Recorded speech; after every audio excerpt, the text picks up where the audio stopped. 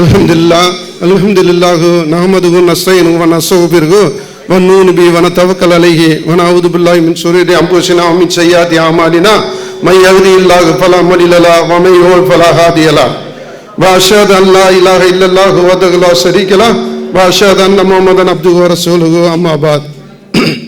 ஃபகத் கால அல்லாஹு தஆலா ஃபீ மஹ்கமில் தன்ஸீலில் அலீம் வல் ஃபுர்கானில் மஜீத் أعوذ بالله من الشيطان الرجيم بسم الله الرحمن الرحيم يا أيها الناس اتقوا ربكم الذي خلق نفسا واحدة وخلق منها زوجها وبث منهما رجالا كثيرا ونساء واتقوا الله الذي تساءلون به والأرحام إن الله كان عليكم رقيبا صدق الله العظيم. قال رسول صلى الله عليه وسلم إن خير كتاب الله وخير محمد صلى الله عليه وسلم وكل مقتصد بدعة وكل بدعة ضلالة وكل ضلالة في النار. எல்லாம் வல்ல ஏக இறைவனின் நண்பு நல்லடியார்களே, உங்கள் அனைவர் மீது ஏக இறைவனின் சாந்தி சமாதானம் உண்டாகட்டுமாக. இன்னைக்கு நடந்து கொண்டிருக்கிற 25வது வருஷத்துடைய இந்த மாபெரும் விழாவுக்கு வந்திருக்கும் அனைவருக்கும் எனது மனமார்ந்த நன்றியை தெரிவித்துக் கொள்கிறேன். இன்னைக்கு நீங்க சொல்ற மாதிரி முப்படைகள் சேர்ந்தா ஒரு நாட்டையே வல்லரசு ஆக்கலாம். ஆனால் இன்னைக்கு 4 படைகள், ஜெயக்குமார் சார் சொன்ன மாதிரி 4 படைகளை சேர்ந்த முக்கியமான அதுகள்லாம் வந்திருக்கிறாங்க. அதில் நீதித்துறையும் சரி, காவல்துறை, ஊடகத்துறை, அடுத்ததா என்ன சொன்ன அரசியல் துறையிலேருந்து எம்பி விஜயன் அவர்கள் அவங்களும் வந்திருக்கிறாங்க. இந்த 4 பேரும் முக்கியமான பெரிய, உங்களுக்கு எல்லாருக்கும் தெரியும், நம்ம முக்கியமான ஆள்கள். நம்முடைய விஜயன் சார் 3 வாட்டி எம்பியாக இருந்துக்கிறாங்க எங்கள் தொகுதி, நாகப்பட்டினம் தொகுதியில். அடுத்ததாக நம்முடைய அலெக்சாண்டர் சார் எடுத்துக்கிட்டேன்னு சொன்னால் எங்களோட கம்பெனிக்கு நிறைய ஏதாவது பிரச்சனை, எனக்கு இந்த கம்பெனி திறந்து 25 வருஷத்தில் எவ்வளோதான் பிரச்சனைகள்லாம் நடந்திருக்கு. அந்த பிரச்சனைலாம் ஊரில் இந்த பார்சல் கொடுக்கும்போதோ அல்லது இந்த கஸ்டம்ஸ் பிரச்சனை, அந்த பிரச்சனை, எந்த பிரச்சனை வந்தாலும் நம்மளுக்கு அழகாக அவர்கிட்ட சொன்னாக்க எல்லாத்தையும் நம்மளுக்கு செஞ்சு கொடுத்து எங்களை இன்னைக்கு வாழ வச்சிருக்கிற இறைவன் நான் சொல்ல முடியாது. இறைவனுக்கு அடுத்தபடியாக எனக்கு ரொம்ப உதவி செஞ்சுருக்கிறாங்க கம்பெனிக்கு. அவருக்கு எனக்கு மனமான நன்றியை தெரிவித்துக் கொள்கிறேன். அதேமாரி நம்முடைய ஜியாவுதீன் சார் ஜட்ஜை பற்றி சொல்லணும்னு சொன்னால், அவரை நான் போன வாட்டி இந்த என்ன சொல்கிற வெளிநாடு வாழ்கிற சகோதரர்கள் அவர் கொண்டு வந்த ஒரு நல்ல மனிதர்களில் அவர் ஒரு ரொம்ப அருமையான, அவர்கிட்ட தொடர்பு வச்சதுக்கு அப்புறம் தெரியுது இந்த மக்கள்களை எல்லாம் நல்லா படிக்க வச்சு நம்ம நாட்டை நல்ல பெரிய நல்ல ஒரு என்ன சொல்ற படிப்பாளிகளாக கொண்டுட்டு வரணும்னு சொல்லிட்டு, எப்படி நம்முடைய கேரளா ஸ்டேட் எப்படி இருக்கோ அதை விட அதிகமாக தமிழ்நாட்டில் படிப்பறிவு பட்டறிவு கொண்டு விட்டு அதிகமான வரணும்னு சொல்லிட்டு இன்னைக்கு நிறைய அவங்களுடைய எங்கெங்கன்னா வேலை இருக்குது என்னென்னு சொல்லிட்டு அவங்க வாட்ஸ்அப்லேயும் அவங்களுடைய குரூப்லையும் அனுப்பிக்கிட்டே இருப்பாங்க. அதையும் நான் எல்லாருக்கும் அனுப்பிக்கிட்டு இருப்பேன். இன்றைக்கி அதை பார்ப்போம். என்ன மூலியமாக அது கிடைக்கிறவங்க நிறைய பேர் அதை கொண்டு சேர்ந்துக்கிட்டுனா 1-2 வேலை கிடைச்சதுமே எனக்கு சந்தோஷமாக இருந்துச்சு. கவர்மெண்ட்டுடைய வேலை எல்லாத்துக்கும் அவங்க நிறைய செஞ்சுக்கிட்டு இருக்காங்க, உதவி செஞ்சுக்கிட்டு இருக்காங்க. இன்ஷா அல்லாஹ் அப்படிப்பட்ட மனிதரை நான் என்னால் ஒரு லிமிட்டாக சொல்ல முடியும். நீங்கள் அவங்கள்ட்ட நம்பரை வாங்கி கான்டாக்ட் பண்ணிக்கிறீங்க. நாளைக்கு தான் அவங்களுக்கு ஸ்பீச் கொடுத்துருக்குறேன். இன்ஷா அல்லாஹ் இது விஷயமா நாளைக்கு நிறைய பேசுவாங்க. சாரி, இன்னைக்கு இருக்கு. ஆமாம், அவங்க தான் இன்னைக்கு தான் அவங்களுக்கு ஒரு எனக்கு அப்புறமா அவங்க பேசுவாங்க. இது பிரைஸுகள் இருக்குது. இந்த நிறைய நம்ம 1000 பிரைஸ் அறிவிச்சோம். அந்த இருக்க இது வாஷிங் மிஷின், ஃப்ரிட்ஜ் எல்லாம் கொண்டுட்டு இறக்கிட்டோம். ஒரு 100 பேருக்கு இங்கே கொடுக்குறோம். பாக்கி 900 பேருக்கு நம்ம ஆஃபீஸில் கூப்பிட்டு அதை கொடுப்போம். ஏன்னா எல்லாரும் கொடுத்தோன்னா முடியாது, டைம் இல்லை.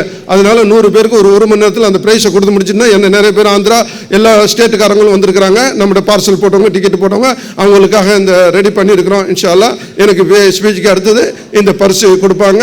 அடுத்தபடியாக இன்ஷா அல்லாஹ் நாளைக்கு என்னுடைய ஸ்பீச் நாளைக்கு தான். இன்னைக்கு நம்முடைய ஏர்லைன்ஸை நான் அவங்கள கௌரவிக்கணும்னு நினச்சேன்.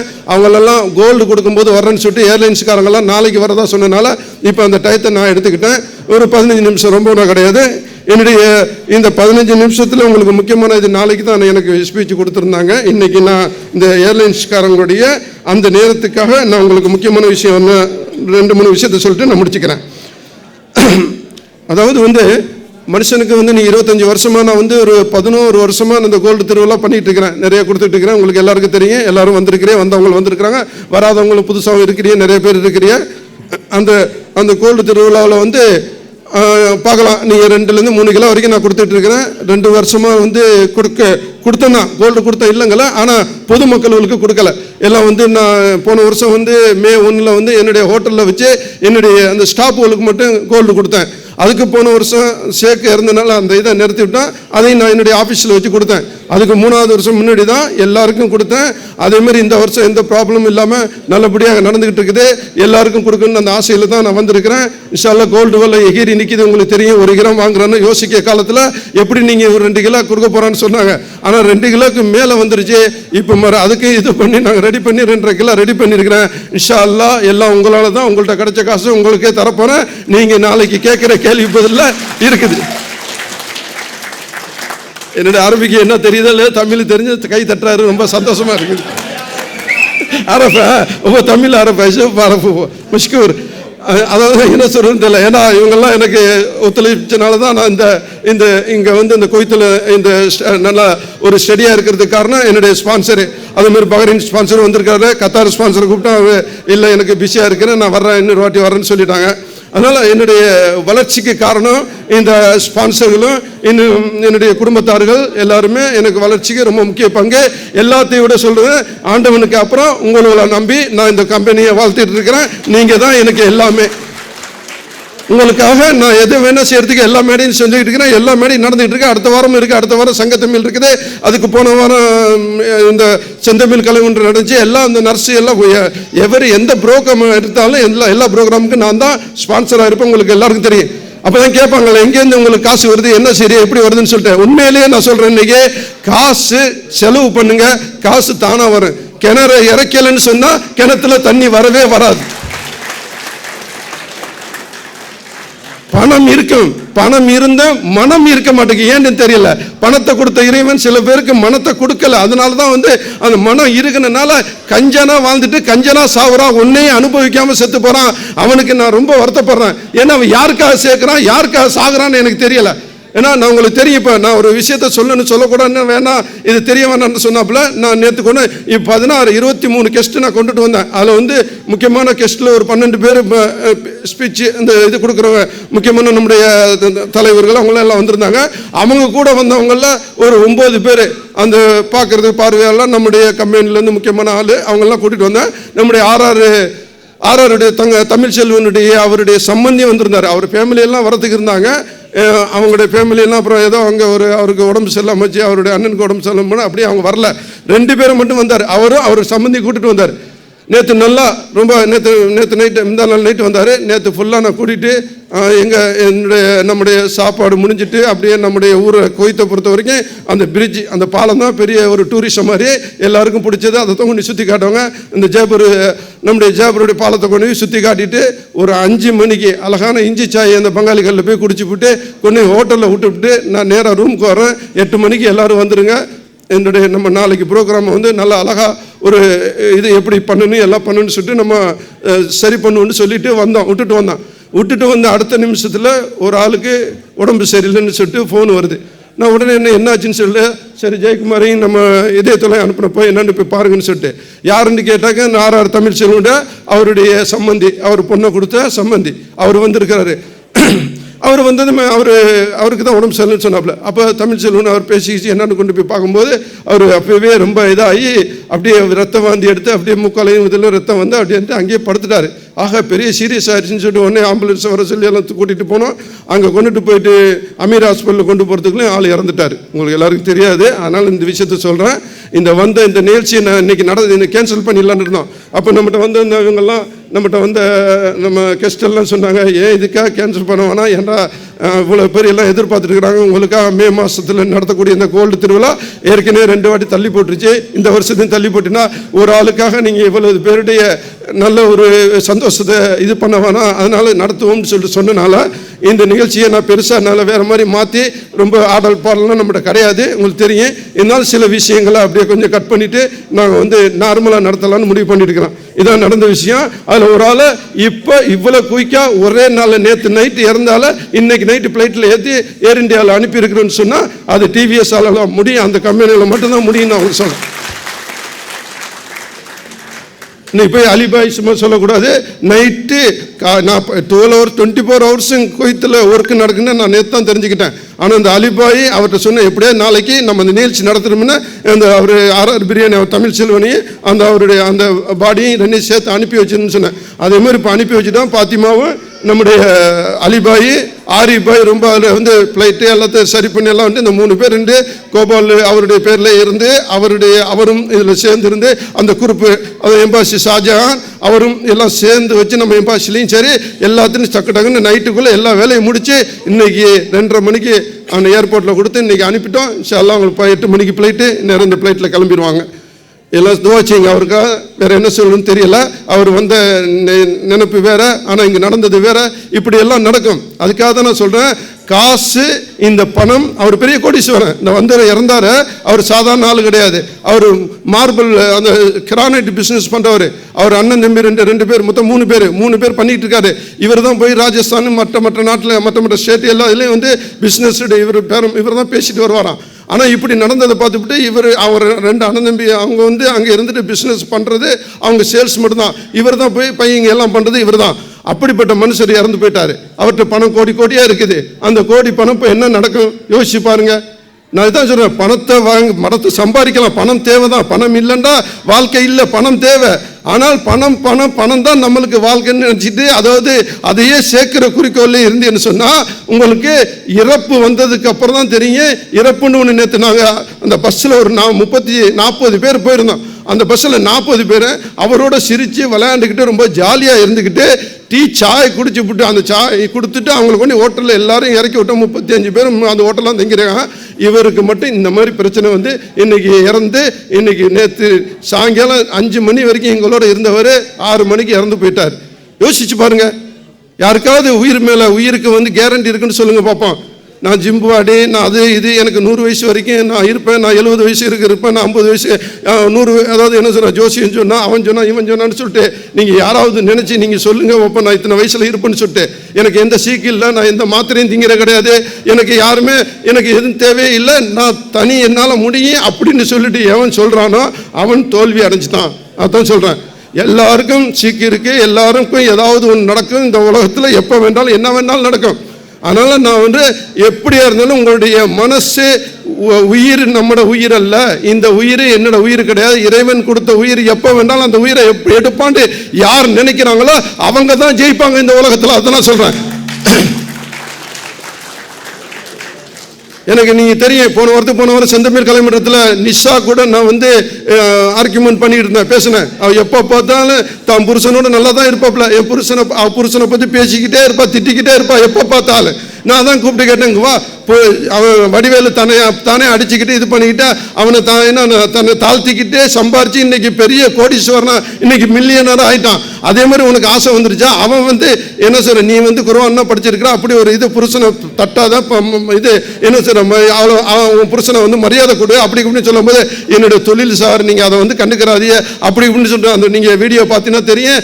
அது பயங்கர வைரல் ஆகி இன்னைக்கு 10,000 வியூவுக்கு மேலே 10,000 கேக்கு மேலே போயிட்டு இருக்குது. அதை நீங்கள் பாருங்க தெரியும். அவ்வளோது நான் பேசியிருக்கேன், 20 நிமிஷம் பேசினேன். ஏன் இதை சொல்லுன்னு சொன்னால், அப்போ அந்த பொண்ணு சொன்னிச்சு, நான் அடுத்த வாரம் உங்கள் கையால் நான் வந்து நான் இந்த உங்களோட கோல்டு காயின்ஸ் வாங்குவேன்டாப்புல. நான் சொன்னேன், அடுத்த வாரம்னு சொல்கிறதோட நீ அந்த ஒன்று மறந்துட்டா, நீ முஸ்லீம் பெண்மணி தான், ஆனால் நீ பெண்ணாக இருந்துட்டு நீ வந்து ஒரே ஒரு வார்த்தை மறந்துட்டா, இன்ஷா அல்லாஹ் இங்கே இருக்கிற அவ்வளோ பேர்ட்டையும் கேளுங்க, அவங்க இந்தா இருந்தாலும் சரி கிறிஸ்டினா இருந்தாலும் எல்லாரும் இன்ஷா அல்லாஹ் நான் அடுத்த வாரம் இருப்பேன்னு சொல்லுவாங்க. ஏன்டா இந்த நாட்டை பொறுத்த வரைக்கும் இன்ஷா அல்லாஹ் சொல்லாமல் இறைவன் சொல்கிறான், யார் தன்னுடைய உயிரை நான் இருப்பேன்னு சொல்கிறான் அவன் உண்மையில மமதை ஏறி போச்சு. அவனுக்கு தான் இருப்பேன், தன்னுடைய உயிர் என்னட்ட இருக்குன்னு சொன்னான்னா அவன் ஏமாந்துட்டான், அவன் தோல்வி அடைஞ்சிட்டான். அந்த பொண்ணு சொல்லும் போது சொன்னேன், ஐயோ நான் மன்னிச்சிரு, நான் தெரியாமல் சொல்லிட்டேன்னு சொல்லிட்டு அப்போ வந்து காலில் விழுந்துச்சு. அதெல்லாம் நீங்கள் அந்த வீடியோவில் பார்க்கலாம். ஏன் நான் சொல்றேன்னு சொன்னா, இறைவன் சொல்றான், நபி எல்லாம் சொல்றாங்க, காலையில எந்திரிச்சா உனக்கு மாலை சொந்தம் இல்லை. காலையில நீ வீட்டை விட்டு வெளியே போய் சம்பாதிக்க போயிட்டேன்னு சொன்னா, திரும்பி வரும்போது வர்ற வரைக்கும் உனக்கு உயிர் உனக்கு சொந்தம் கிடையாது. அதே மாதிரி நீ மாலையில வந்து நீ தூங்க கிளம்பிட்டேன்னா நாளை காலை உனக்கு சொந்தம் இல்லைன்னு சொல்லிட்டு நபி எல்லாம் சொல்லி இருக்கிறாங்க. இதை யாராவது நீ யோசிச்சு பாருங்க. அதனால தான் சொல்றேன், நாங்கள் எப்போ வேண்டாம் ரெடியா இருப்போம். இந்த பணம் அது இது என்ன வேண்டாம் அள்ளி கொடுத்துட்டு போய்கிட்டே இருப்போம். எங்களுக்கு அங்க ஒரு சொர்க்கம் ஒன்று இருக்குது, அந்த சொர்க்கத்துக்காக தான் வாழ்றோம்.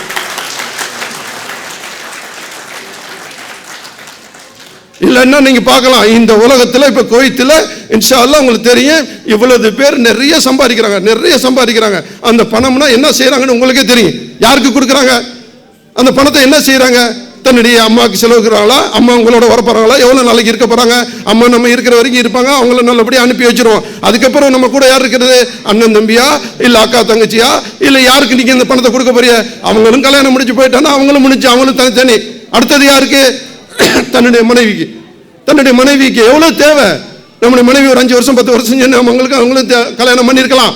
ஆனால் அந்த மனைவி எத்தனை வருஷம் நம்மளோட இருக்க போறாங்க, அந்த மனைவிக்கு எவ்வளவு நம்ம தேவை, ஒரு குறிப்பிட்ட அளவு சேர்த்து கொடுங்க வானாங்கல்ல. அதுக்காக வந்துட்டு சேர்த்து எல்லாத்தையும் தன்னுடைய மனைவிக்காக சேர்த்தினா அங்கேயும் நீங்க தோல்வி அடைஞ்சிட்டிய. சரி, வேற யாருக்காவது சேர்க்கிறிய, தன்னுடைய பிள்ளைகளுக்கா? பிள்ளைகளுக்கு கை காலம் நல்லா தானே இருக்குது, பிள்ளைகளுக்காக நம்ம சேர்க்கறதுக்கு என்ன காரணம், என்ன வேணும் சொல்லிடுறாங்க. 3 விஷயம் உங்க பின்னாடி வரும். அந்த 3 விஷயத்துல உங்க பிள்ளைகள் நல்ல பிள்ளைகளை வளர்த்து நல்ல பிள்ளைகள் கேட்கறது அது உங்களோட வரும், அது தப்பு இல்லை. அந்த பிள்ளைகளுக்கு அண்ணன் அவங்கள்ட்ட என்ன சொல்றேன்னா, அவங்களுக்கு மார்க்கத்தை கத்துக் கொடு, அவங்களுக்கு இறைவனுடைய பயத்தை கத்துக் கொடு. பணத்தை சேர்த்து கொடுக்க சொல்லவே இல்லை நபிகள் நாயகம். சரி, அவங்க பிள்ளைகள் நல்லா படிக்க வை, அந்த பிள்ளைகளுக்கு நல்ல ஒரு வாழ்க்கையை ஏற்படுத்தி கொடு, அவங்க சம்பாரிச்சுக்கிடுவாங்க, அவங்களுக்கு தேவைப்படுறத அவங்க சம்பாரிச்சுக்கிடுவாங்க. நம்ம அந்த பிள்ளைகளுக்கும் பொண்டாட்டிகளுக்கும் சேர்த்து வச்சுட்டு இந்த நம்ம அவ்வளவு கம்பி மேலேயும் டிரைவராக இருந்துட்டு நம்ம லேபராக இருந்துட்டு அவ்வளவு கஷ்டப்பட்டு விடிய முடிச்சிருந்து அவ்வளவு வேலை பார்த்து இந்த சேர்க்கிற காசுலாம் யாருக்காக நமக்கு கொடுக்க, எதுக்கு தேவையாது? இந்த ஜாக்கிசன் எடுத்துங்க, அவன் தன்னுடைய பிள்ளைக்காக சேர்த்து வச்சான், எல்லாம் இது பண்ணான், அவ்வளவு கோடி பில்லியன் ட்ரில்லியன் கணக்கில் சேர்த்து வச்சான். அந்த பிள்ளை தெருவில் நிற்கிது, கஞ்சாவையும் அடிச்சுக்கிட்டு பிரவுன் சோரையும் அடிச்சுக்கிட்டு தெருவில் நிற்கிது. பார்த்தான், என் பிள்ளை என்னை தப்பாக வளர்த்துட்டான், என்னுடைய நான் செஞ்ச தொழில நான் தொழிலுக்காக போய் என் பொண்டாட்டி நம்பி விட்டுட்டு போய் நான் இன்னைக்கு என் பிள்ளை இழந்து நிற்கிறேன்னு சொல்லிட்டு எல்லா சொத்தையும் அவன் ட்ரஸ்ட்ல எழுதி வச்சுட்டு என் பிள்ளைக்கு கடை எழுதிட்டான். அடுத்த எடுத்துட்டு ஷாருக்கான எடுத்துக்கிறங்க, அவனுடைய பிள்ளை என்ன நிலைமையில இருக்கு, எவ்வளவு பிரச்சனை, எவ்வளவு கேஸ், இதே மாதிரி நிறைய பேர் வெளியே வரல, நிறைய செய்தி வெளியே வரல. நம்ம பிள்ளைகளுக்காக எவ்வளவு செலவு பண்றோம், எவ்வளவுதான் செலவு பண்றோம். அந்த பிள்ளைகளுக்கு நம்ம ஏதாவது சேர்த்து வைக்கணும் போறது, ஆனால் நிறைய சேர்த்து வைக்கணும் அந்த எண்ணத்துல இன்னைக்கு செய்யாதிய. இன்னைக்கு ஆக்சிடென்ட் ஆகுறது, இந்த பைக் வாங்கி கொடுக்கறதெல்லாம் இன்னைக்கு பிள்ளையோட கையும் காலும் போய். தமிழ் செல்வம் சொன்னாரு, என்னுடைய கண்ணு முன்னாடி என் ஊர்ல நிறைய பேர் பைக்கில் ஆக்சிடென்ட் ஆகி செத்துருக்கலாம். இந்த பைக்குங்கிற பெரிய ஆபத்தான ஒரு வாகனம், 4 வீல் உள்ள ஒரு வாகனத்தை வாங்கி கொடுத்தா கூட அதுல சேஃப்டி இருக்குது. பைக்குன்னு சொல்லிச்சு விலை குறவுன்னு சொல்லிவிட்டு அந்த பைக்கை வாங்கி கொடுத்து எத்தனை பிள்ளைகள் இன்னைக்கு கால் உடஞ்சு கை உடஞ்சு ஊனமாகவும் இன்னைக்கு ஹாஸ்பிட்டல்லையும் எலும்பும் அது முறிஞ்சு கிடக்குறாங்கன்னு உங்களுக்கு தெரியும், எல்லாருக்கும் தெரியும். உங்களுக்கு இதுல யாராவது நடந்தவங்க இதுல யாராவது ஒரு பிள்ளை கண்டிப்பா இருக்கும். இப்படிப்பட்ட சூழ்நிலைனா நம்ம வச்சிருந்து காசுக்காக நம்ம வச்சிருந்து இந்த பிள்ளைகளுக்காகவும் பொண்டாட்டிகளுக்காகவும் நம்முடைய குடும்பத்துக்காக சேர்த்து இருந்தீங்கன்னு சொன்னா நீங்க கண்டிப்பா நாளைக்கு ஒரு இறப்பு இருக்கு. அந்த இறப்புக்கு பிறகு ஒரு மர்மம் ஒன்று இருக்கு, அங்க சொர்க்கம் ஒன்று இருக்கு, அங்க நரகம் ஒன்று இருக்கு. அதை கண்டிப்பா நம்பணும். நம்பி வாழ்ந்தால் இந்த மாதிரி நல்லதை செஞ்சு நம்ம போறதுக்குள்ளே நல்ல நன்மைகளோட நம்ம போய் சேர்ந்தோன்னு சொன்னா இந்த உலகம் நம்ம இருக்கிறது 50, 60, 70 வருஷம், அதுக்கு அவ்வளவுதான், அதுக்கு மேல கிடையாது. அவர் இறந்து போனவர் நேற்று அனுப்பப்பட்ட ஆள், இன்னைக்கு அனுப்பப்பட்டாலும் 55 வயசு கோடீஸ்வரர், காசு இல்ல, காசு அவ்வளவு வச்சிருந்து அந்த காசை கொண்டுட்டு போறாரா? ஒண்ணுமே கிடையாது. அவர் பொண்டாட்டி பார்க்க முடியல, அவர் கடைசி நேரத்தில் பொண்டாட்டி அங்க அழுவுது, அங்க பிள்ளைகள்லாம் அழுவுது, எங்க அப்பாவை பார்க்க முடியாம போயிருச்சு. இப்படிதான் நிலைமை. நம்ம எல்லாம் ஒவ்வொரு ஆள் 2 வருஷம் 3 வருஷம் இங்க வந்து தங்கிட்டோம், 2 வருஷம் 3 வருஷம் இங்க வந்து தங்கிட்டோம். எப்ப நம்மளுக்கு என்ன நடக்குன்னு தெரியாது. ரோட்டு வழியே போறோம், எத்தனை கார்கள் வேகமா வர்றான், ஏத்திட்டு போய்கிட்டே இருப்பான், ஆக்சிடென்ட் ஆகும், செத்து போறோம். நம்ம பிள்ளைகளை பார்க்க போறது இல்லை, நம்ம பொண்டாட்டியை பார்க்க போறது இல்லை. ஆனால் நம்ம செய்யற அமல், நம்ம செய்யற நம்முடைய நல்ல ஏதாவது ஒரு நல்ல விஷயம், நல்ல காரியம், இந்த மாதிரி தர்மம் தானம் இது செய்யறோம் பாருங்க, இதுதான் மனுஷன் நம்ம பின்னாடி வரும். நான் யோசனை பண்ணுவேன், நான் வீட்டை விட்டு இறங்கும் போது ஒரு பூனைக்குட்டி 4 பிள்ளைகளை பெற்று அந்த பிள்ளைய பெற்றுக்கிட்டு அந்த பிள்ளைய எங்கே கொண்டு வைக்கிறேன்னு தெரியாம ஒரு ஓரத்தில் வச்சுட்டு இருக்கேன். கிட்டன போனா கடிக்க வருது, அதுக்கு ஏதாவது கொடுத்து யாரா எப்படா என்னடா சரி இந்த சூட்டில் வந்து அந்த பிள்ளைய வச்சுட்டு எப்படா வளர்க்குதுன்னு யோசனை பண்ணேன். நம்ம தான் பிள்ளைகளை பெற்றுவிட்டு அப்படி நம்மளுடைய தாய் நம்முடைய பாதுகாப்பா இருந்து நம்ம பிள்ளைகளுக்கு இவ்வளவு செலவு பணத்தையும் காசையும் துணியும் அதையும் இதையும் அனுப்புறோம். அந்த பூனையை பார்த்தேன், அந்த பூனைக்கு சாப்பாடு மட்டும் போதும். ஒரு ஏதாவது சாப்பாடு யாராவது கொடுக்குறாங்க பாப்பா, இல்லை நான் பாத்திமாட்ட சொல்லுவேன், அந்த பாத்திமாட்ட சொல்லுவேன், அங்க இருக்க நம்ம வேலைக்காரர்கிட்ட சொல்லுவேன், ஏதாவது போகும்போது அந்த பால் வச்சுட்டு போக, நம்ம சாப்பிட்டு போற அந்த முள்ளுகள் அந்த சிக்கனை அதனே எடுத்து போடுங்க. அதை திங்கும் போது அந்த பூனை நம்மளோட நிக்குது பாருங்க, அந்த பாசம் இருக்கு பாருங்க, அதுதான் நம்மளுக்கு சொர்க்கம் போப்போம்.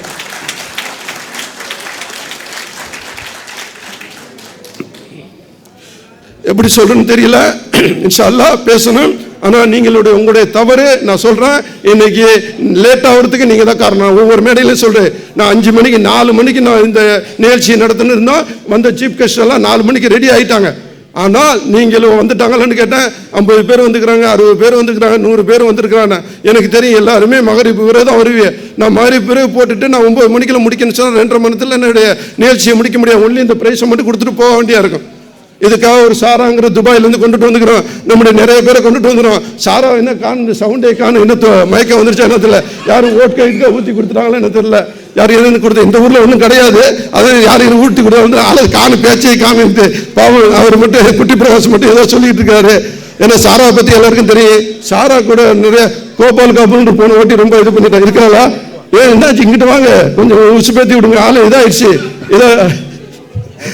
ஆனால் உண்மையிலே சாராக்கு ரொம்ப அது மனசு, அதாவது தமிழ்ச்செல்வனுடன் நேற்று பாட்டுக்கு பாட்டு போட்டு வச்சு நாங்கள் அந்த பஸ்ஸில் 37 பேர் போகிற விஐபி பஸ்ஸில் தான் போயிட்டு இருந்தோம். எல்லாருமே அந்த பஸ்ஸில் நானும் போயிருந்தோம், நம்முடைய பிள்ளைகள் எல்லாரும் விஐபி ஏற்றிக்கிட்டு போயிருந்தோம். அந்த பஸ்ஸில் அழகான ஒரு ரொம்ப சிரிப்புனா அன்னைக்கு நம்ம ஜட்ஜி சொன்னாப்புல, ஜாவிதி சார் சொன்னாரு, ஏன் நான் 90 சிரிச்ச சிரிப்பு இன்னைக்கு சிரிக்கிறேன்னு சொன்னாப்புல. அவ்வளவு சந்தோஷமா அவ்வளவு இருந்தா அப்படி பண்ணிட்டு வந்த அந்த சாராவும் தமிழ்ச்செல்வன் 2 பேருமே ரொம்ப பாட்டுக்கு பாட்டு போட்டு நிறைய அழகா இருந்துச்சு. ரொம்ப இதா இருந்துச்சு, சிரிப்புனா ரொம்ப சந்தோஷமா இருந்தோம். ஆனா 6 மணிக்கு அந்த சிரிப்புனா அவர் கண்ணு தண்ணியா ஓடுது.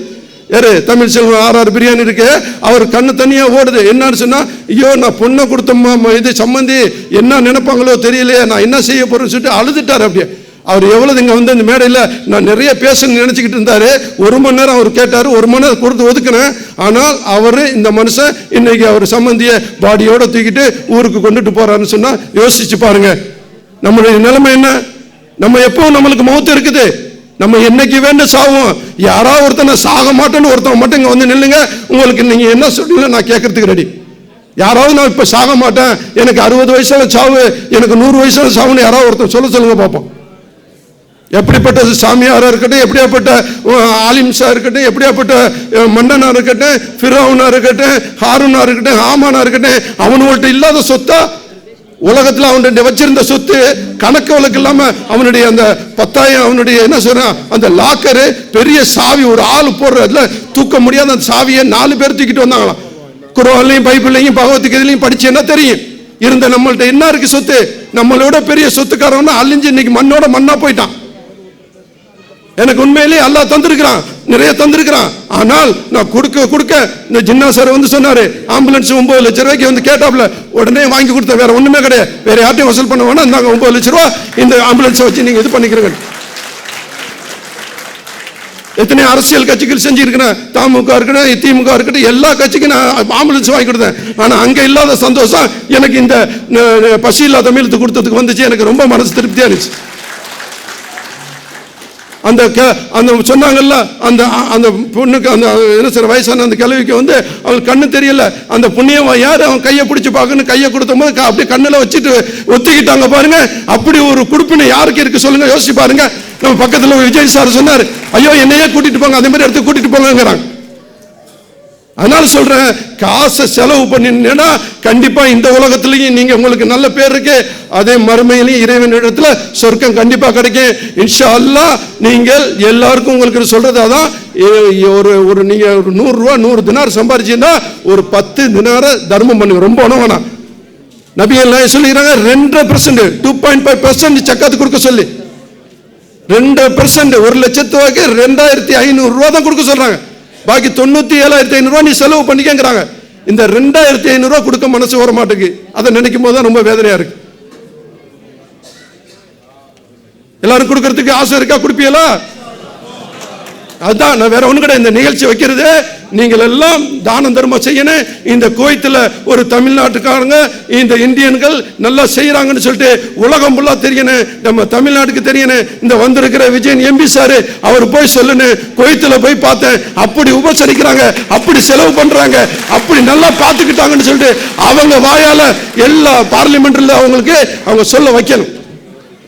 நம்முடைய சார் வந்திருக்கிறாங்க பாருங்க, அவர் சார் பணம் நிறைய இருக்கு, எல்லாருக்கும் கொடுத்துக்கிட்டு தான் இருக்கிறாப்ல. எங்களுடைய நிகழ்ச்சிக்குன்னா வந்துருவாப்ல. அவ்வளோ கிறிஸ்டினா இருந்துட்டு பைபிளை படிச்சுட்டு அவ்வளவு பயம் என்ன அதே மாதிரி செய்யறாங்க. அதே மாதிரி நம்முடைய மக்கள்கள்லாம் வந்திருக்கிறாங்க. இன்ஷா அல்லாஹ் அவங்களோட பேச்சு இன்ஷா அல்லாஹ் தொடர்ந்து கேட்கலாம். கொஞ்சம் இருங்க, இந்த பிரைஸை கொடுத்துட்டு அவங்களுடைய இது இருக்கு. முக்கியமா எல்லாரும் விக்னேஷுடைய அந்த ஃபேமிலியெல்லாம் வந்திருக்கு, விக்னேஷுடைய அந்த மேஜிக்கை பார்க்கறதுக்கு. அதுக்காக இன்ஷா அல்லாஹ், ஏன்னா எங்களோட பிள்ளைகளும் எங்களுடைய நம்மகிட்ட வேலை பார்க்குற பிள்ளைகள் எல்லாம் 8:45 8 மணிக்கு ஆஃபீஸை போட்டுட்டு 9 மணிக்கு நான் வர சொல்லிட்டேன். சில அதுக்குள்ளே இந்த நிகழ்ச்சியை முடிச்சுட்டு அடுத்தது நம்முடைய சாருடைய ஸ்பீச் முடிஞ்சது. நம்முடைய விக்னேஷுடைய அழகான நிறைய நம்முடைய ஆஃபீஸ்லையும் சரி நம்முடைய பஸ்ஸில் போகும்போது சரி எனக்கே ஆச்சரியமா இருக்கு. ஒரு சாதாரண மனுஷன் அவரை பற்றி பேசினேன், நிறைய பேசினேன். அவர் படம் எடுக்கணும்னு ஒரு ஆசை என்கிட்ட வந்து படம் எடுப்போம். அவர் கதாநாயகனா சில வீல்கள் நிறைய பாட்டுனா எடுத்து என்கிட்ட வந்து காட்டினாரு. ரொம்ப சந்தோஷமா இருக்குது. ஆனால் அந்த சினிமாக்குள்ள போறதுக்கு நான் போன வரமே பேசினேன். அன்சாரி இதில் சொன்னேன், சினிமாக்குள்ள போக எனக்கு இஷ்டம் இல்லை. அவர் சினிமாக்குள்ள வாங்க சார், நிறைய சம்பாதிக்கலாம், நீங்க நிறைய கொடுக்கணுங்கிறிய, உங்களுடைய நல்ல மனசுக்கு நிறைய கிடைக்கும், வாங்க வாங்கன்னு கூப்பிட்டு இருக்காங்க. இன்ஷா அல்லாஹ் எனக்கு அந்த எண்ணமே கிடையாது. அரசியலும் வேணாம், சினிமாவும் வேணும்னு ஒதுங்கிட்டு உங்களோட இருக்கணும், உங்களோட வாழணும், உங்களோட சாகணும்.